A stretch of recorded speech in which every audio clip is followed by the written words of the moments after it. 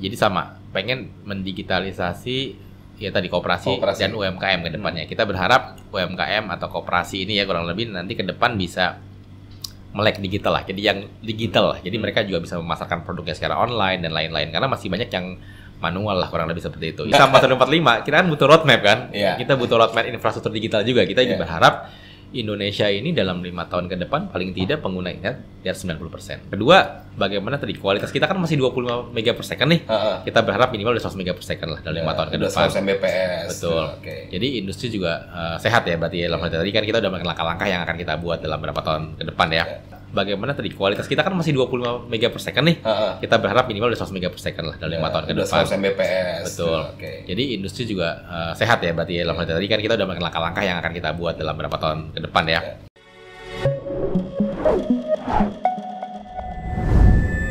Oke, kembali lagi di podcast Cari Tahu by Asosiasi Emiten Indonesia, masih bersama Asosiasi Penyelenggara Jasa Internet Indonesia, masih bersama Ketua Umum Mas Arief.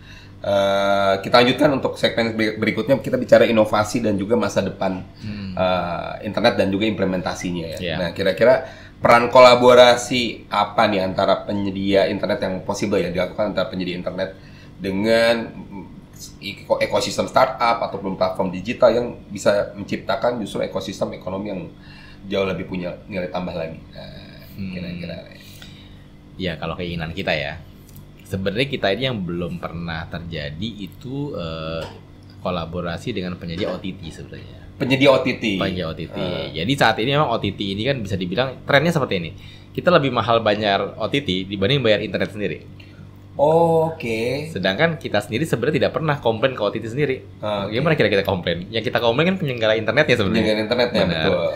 Jadi memang trennya adalah kita sebenarnya ya trennya itu kita jadi kekurangan apa ya bahasanya, OTT ini lewat jaringan kita tapi mereka no charging. Memang yang lagi didorong oleh teman-teman bagaimana memang bisa ada kolaborasi sebenarnya antara para penyelenggara internet jaringan whatever ya dengan penyelenggara OTT. Jadi sehingga traffic OTT yang dilewati di traffic kita ini juga sebenarnya bisa dapat ada chargingnya juga. Karena mereka sebenarnya penyedia konten ya. Karena di beberapa negara setahu saya sudah ada kayak gitu. Yang berdasarkan traffic ya sebenarnya. Trafficnya sekian, nanti chargingnya sekian, semacam itulah. Jadi memang itu satu yang sebenarnya pengen, teman agak sulit memang dilaksanakan. Tapi itu harapan dari teman-teman sebenarnya ketika penyelenggara OTT bisa berkolaborasi tanda kutip ya dengan penyelenggara internet lah dalam hal ini. Kalau bisa kolaborasi ini kan sama-sama diuntungkan juga ya, karena balik lagi ke depan kita bicara pengguna internet makin banyak, pengguna OTT pun kemungkinan jadi akan makin banyak juga kan. Harusnya begitu. Jadi sebenarnya kalau ada kolaborasi, ada revenue, kan ada PNBP juga buat negara. Bener ya? Jadi sebenarnya efeknya sih panjang sih. Efeknya kue makan besar, ada kontribusi besar juga. Ujungnya negara juga dapat kontribusi kok dari misalnya ada kerja sama semacam itu ya.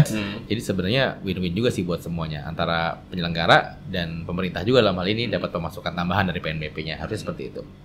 Itu juga salah satu usaha untuk menaikin daya saing ABJI juga ya.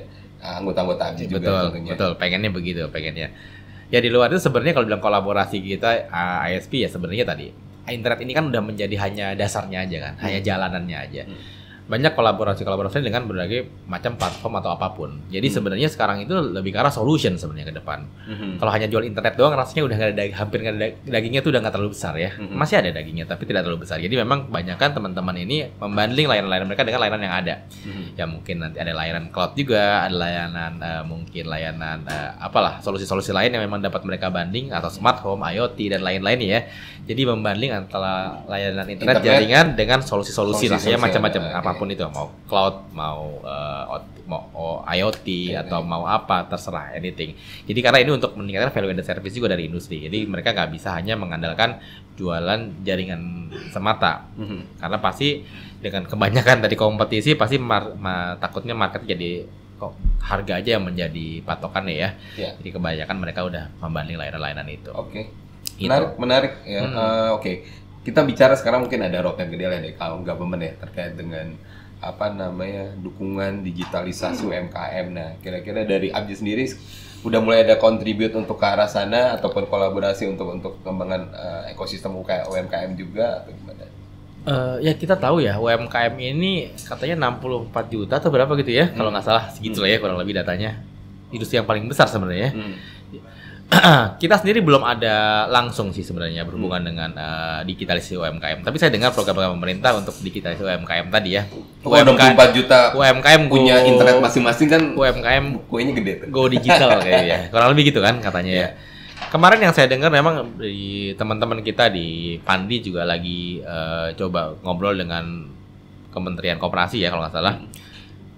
Jadi sama, pengen mendigitalisasi ya tadi koperasi dan UMKM ke depannya. Kita berharap UMKM atau koperasi ini ya kurang lebih nanti ke depan bisa melek digital lah. Jadi yang digital lah. Jadi mereka juga bisa memasarkan produknya secara online dan lain-lain. Karena masih banyak yang manual lah kurang lebih seperti itu. Ini yang didorong bagaimana ke depan semua diharapkan banyak UMKM ini udah melek digital lah. Sehingga tadi kan sebenarnya kan ketika mereka udah digital mereka bisa lebih luas lagi memasarkan produk dan layak dan apalah. Sama juga kan guguran dari luar kan online udah banyak ya. Bener. Justru ini adalah salah satu cara juga buat siapa tahu kita juga bisa jual keluar, gempur balik. Jadi bukan hanya di dalam negeri kan, kita bisa juga mungkin jualan keluar. Nah tapi kalau dia nggak digital, UMKM ini nggak digital, literasinya kurang, nggak ada aksesnya internetnya misalnya, gimana mereka bisa benar-benar bersaing? Banyak produk bagus tapi nggak waro-waro, nggak kedengeran, dan mereka juga akhirnya segmented aja pemasarannya hanya di situ aja. Padahal kan kita berharapnya kan lebih bisa diamplifikasi lagi sampai keluar. Nah ini jadi menarik sih ke depannya seperti itu. Last question nih, bicara tentang ekspektasi harapan dan target Abji 5 tahun ke depan ya untuk industri internet ini seperti apa? Ya kita berharap kalau Abji sendiri tadi ya dengan tujuan utamanya pasti ya pemerataan dan kualitas internet di Indonesia ya. Misinya kan seperti itu. Ya kita berharap pastinya 5 tahun ke depan ini kalau kita sebenarnya nggak pengen nunggu 2045. Kelamaan lah ya. Kalau 2045 kelamaan. Kita berharap sebenarnya mungkin 2030 gitu ya, 5 tahun lagi lah kurang lebih ya. Targetnya Abji berarti Indonesia emasnya nggak 2045 nih, 2030. Karena gini untuk mencapai Indonesia emas 2045, kita kan butuh roadmap kan. Kita butuh roadmap infrastruktur digital juga. Kita juga berharap Indonesia ini dalam 5 tahun ke depan paling tidak pengguna internet di atas 90%. Udah 90% pengguna internet ya. Pengguna internet. Terus kita bisa juga kedua, bagaimana tadi kualitas kita kan masih 25 mega per second nih. Kita berharap minimal udah 100 mega per second lah dalam 5 tahun ke depan. 100 Mbps. Betul. Jadi industri juga sehat ya berarti ya. Tadi kan kita udah melakukan langkah-langkah yang akan kita buat dalam beberapa tahun ke depan ya. Ya yang pastinya ya kita berharap industri internet ini bukan industri yang kacangan lagi ke depan. Memang industri yang memang vital. Jadi vital dan memang dapat benar-benar ngebantu di pemerintah ini memberikan penekanan khusus lah atau memberikan atensi khusus lah untuk infrastruktur digital ini. Jadi sekarang ya tadi regulasinya udah rapi lagi ke depannya dan lain-lain. Jadi kita berharap 2030 ini kita udah selesai lah dan memang ke depan ya udah kita berharap udah nggak ada lagi sebenarnya daerah yang tidak punya akses internet. Dan ya yang paling penting satu hal lagi sih, kita berharap pemerintah tetap menjaga kedaulatan industri vital ini. Jadi gini maksudnya, industri internet ini kan vital ya, kayak backbone-nya kehidupan kita ke depan. Kita berharap ini tetap di-keep oleh pengusaha dalam negeri lah. Jangan sampai ini semua lepas ke luar lah. Lepas keluar. Itu ekspektasinya dari Abji. Terima kasih sekali lagi buat Mas Arif ya, udah hadir di podcast Cari Tahu AEI. Ya tentunya nanti kita harapkan juga Abji semakin berkembang ke depan. Makasih. Semakin terkonsolidasi, semakin cuan juga ya semua anggotanya. Market juga makin besar lagi untuk internet ya, dan juga bisa bawa dampak yang signifikan ke perekonomian Indonesia. Pastinya. Mungkin itu podcast Cari Tahu untuk edisi kali ini. Sampai ketemu di podcast Cari Tahu oleh Asosiasi Emiten Indonesia berikutnya ya dengan pembahasan menarik lainnya.